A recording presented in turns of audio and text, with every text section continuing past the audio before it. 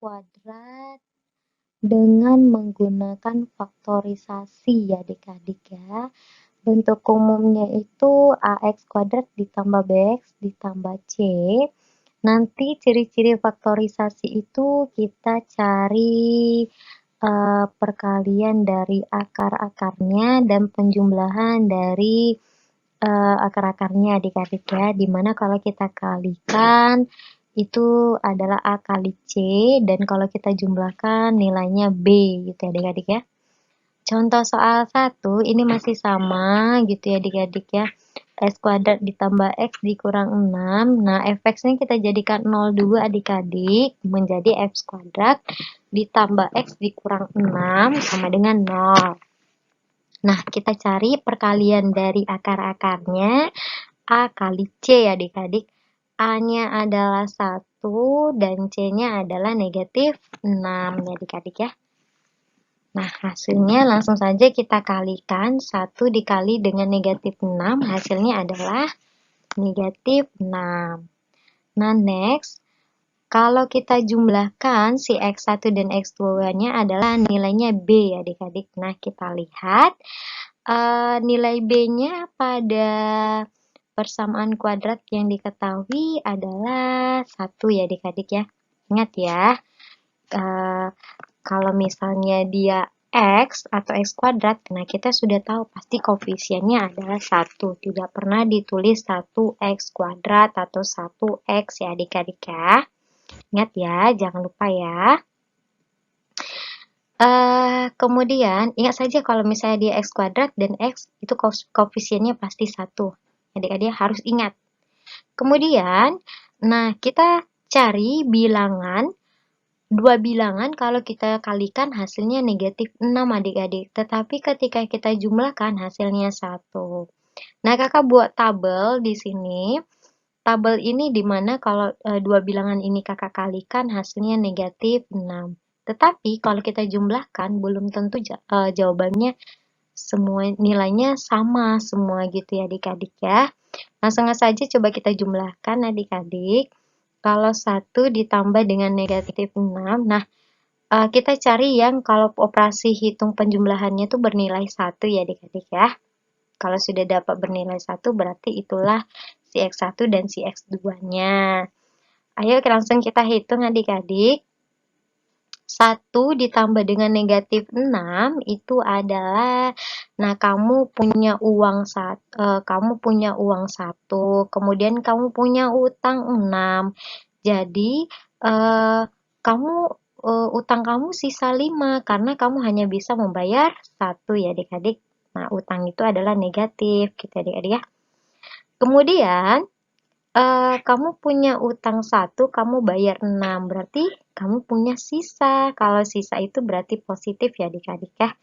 Kamu punya kembalian atau sisa 5. Nah, kemudian utang kamu ada 2 dan kamu bayar 3 gitu ya. Berarti kamu punya sisa atau kembalian 1. Nah, karena kita sudah dapat hasil penjumlahannya bernilai 1, maka langsung saja kita lingkari sehingga dapatlah nilai si X1-nya adalah negatif 2 dan si X2-nya adalah 3 ya adik-adik ya. Langsung saja kita ganti si X2 tambah X dikurang 6 sama dengan 0 itu menjadi X kurang 2 dikali dengan X tambah 3 sama dengan 0. Nah, ini negatif 2 dan 3 ini tadi dapat dari si X1 dan X2 ya adik-adik ya. Jangan lupa ya, menjadi X negatif 2 dikali dengan X positif 3 sama dengan 0 ya adik-adik ya. Nah, jadi ini maksudnya dek, di sebelah kiri kalau kita kalikan itu bernilai 0 yang ada di sebelah kanan. Maka bisa kita simpulkan bahwa X kurang 2 itu sama dengan 0. 0 itu datang dari mana, Kak? Dari nilai yang ada di sebelah kanan. Kan katanya sama dengan ya. Maka si X dikurang 2 sama dengan 0. X sama dengan, nah negatif 2-nya pindah ruas menjadi positif. Sehingga X sama dengan 2. Next. X ditambah 3 sama dengan 0 adik-adik. Maka X sama dengan, nah positif 3 pindah ruas menjadi negatif 3 ya adik-adik ya. Maka akar-akarnya adalah negatif 3 dan 2. Gampang ya adik-adik ya.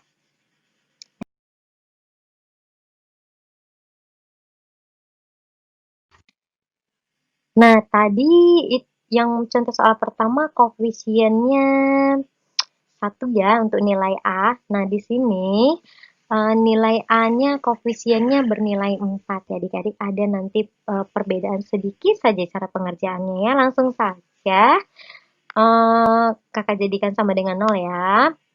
Langsung saja kita cari perkalian akar-akarnya A kali C.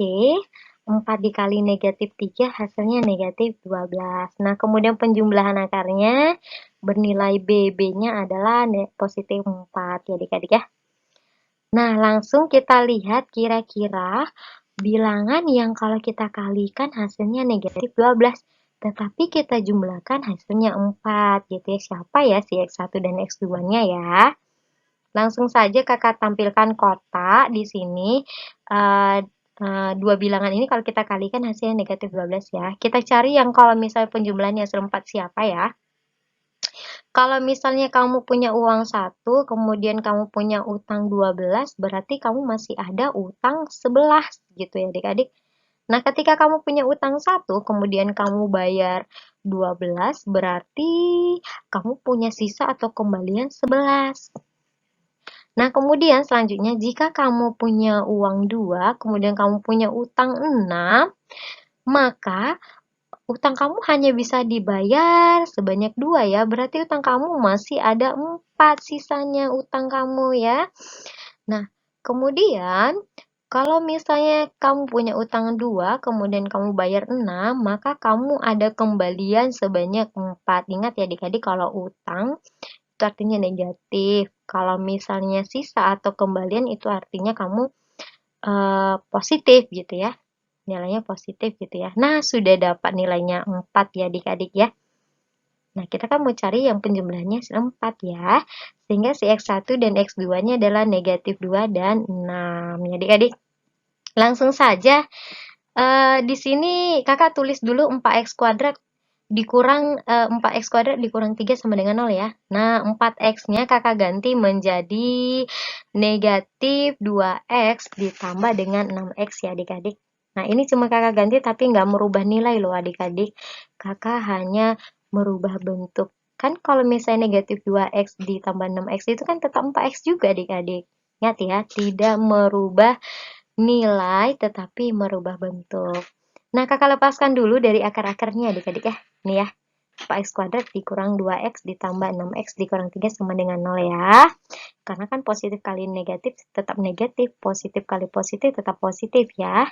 Nih ya, nggak ada yang berubah ya kalau dia positif, kecuali kalau dia negatif baru berubah. Next, lanjut.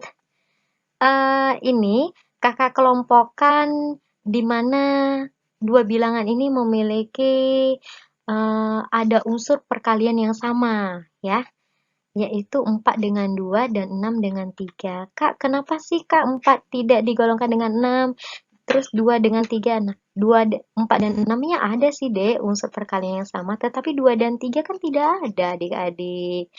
Jadi kakak kelompokkan berdasarkan unsur perkalian yang sama ya, di mana si 4 dan 2 itu ada unsur perkaliannya yaitu si 2. Kemudian 6 dan 3 itu ada si 3 gitu ya.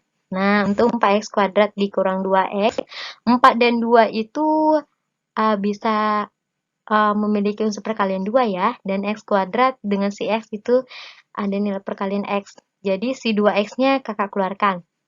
2x dalam kurung, nah itu menjadi 4x kuadrat dibagi 2x itu hasilnya 2x ya adik-adik. Nah, 2x dibagi 2x hasilnya 1. Jadi 2x dalam kurung 2x kurang 1. Ditambah dengan, nah ini unsur perkaliannya 3. 3-nya kakak keluarkan ya. 3 dalam kurung 2x dikurang 1 sama dengan 0.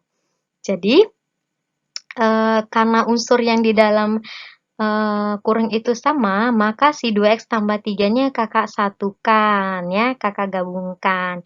Jadi dalam 2x tambah 3 dikali dengan 2x dikurang 1 sama dengan 0 ya adik-adik. Langsung saja kita faktorkan sehingga 2x tambah 3, kita cari nilai x-nya ya adik-adik ya. Sehingga 2x tambah 3 sama dengan 0. 0 itu datang dari sebelah kanannya ya. Sehingga 2x sama dengan negatif 3. Ingat, positif pindah ruas jadi negatif. Maka x sama dengan negatif 3 per 2. Kemudian 2x dikurang 1 sama dengan 0. Maka 2x sama dengan negatif pindah ruas jadi positif ya adik-adik, sama dengan 1. Maka x-nya sama dengan 1 per 2. Dapatlah nilai akar-akarnya negatif 3 per 2 dan setengah. Next, contoh soal ketiga. 3x kuadrat ditambah 12x dikurang 15 ya. Nah, ini dia. Langsung saja kalau kita kalikan, pertama kita jadikan 0 ya adik-adik ya. Kemudian kita kalikan dulu nilai akar-akarnya menjadi negatif 45, di mana A-nya 3 dan C-nya negatif 15 kita kalikan menjadi negatif 45. Kemudian untuk penjumlahannya nilainya B, yaitu positif 12. Nah, kakak cantumkan dua bilangan yang fase perkalian negatif 45. Nah, kakak tidak buat 1 dengan 45. Kenapa? Karena terlalu jauh adik-adik ketika kakak jumlahkan dengan si 2, nanti nilainya dengan 12 terlalu jauh ya. Makanya pakai yang mendekati saja ya. Nah, ini untuk 3 dengan 15. Kamu punya uang 3, kemudian utang kamu ada 15. Berarti kamu masih ada utang sebanyak 12 gitu ya. Nah, kemudian kamu punya utang 3, kamu bayar 15. Berarti kamu ada kembalian 12 lagi. Nah, karena sudah dapat 12, berarti pengerjaan kita stop. Maka dapatlah nilai si X1 negatif 3 dan X2 adalah 15. Langsung kakak ganti si 12X itu menjadi negatif 3X ditambah dengan 15X ya adik-adik. Nah, setelah itu kakak lepaskan dari tanda kurungnya. Kemudian kakak kelompokkan dengan unsur perkalian yang sama ya ini ya. Nah, setelah itu, 3x kuadrat dikurang 3x itu kan ada unsur perkalian si 3x-nya. Langsung kak keluarkan ya. Kemudian si 15x dengan si negatif 15-nya ada unsur si 15-nya. Nah, ini kak keluarkan. Saya adik-adik ya. Menjadi 3x dalam kurung x kurang 1 ditambah 15 dalam kurung x dikurang 1 sama dengan 0. Nah, karena unsur yang di dalam perkalian sudah sama, maka si 3x-nya itu kita gabungkan dengan si positif 15-nya ya. Menjadi 3x plus 15 dikali dengan x dikurang 1 sama dengan 0. Jadi, 3x-nya 3x tambah 15 sama dengan 0 adik-adik. Maka 3x sama dengan negatif 15. X sama dengan negatif 15 per 3. 15 bagi 3 itu 5 ya adik-adik. Karena dia negatif, maka negatif 5.